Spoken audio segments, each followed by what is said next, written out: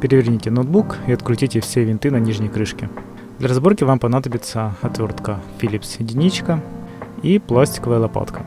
В описании под видео оставлю ссылки на все необходимые инструменты для разборки.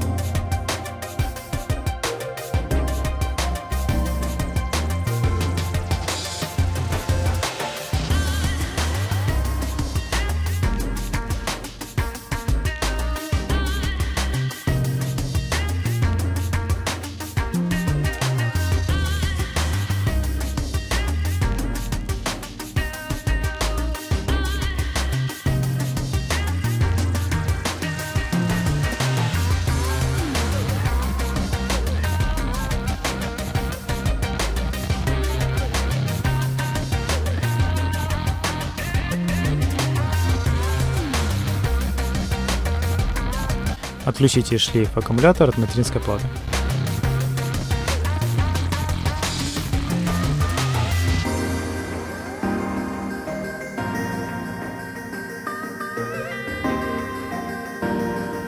Если вы еще не разобрались в типах накопителей, в описании оставлю ссылку на видео, где провожу разъяснение, в чем различие M2 накопителей с другими типами.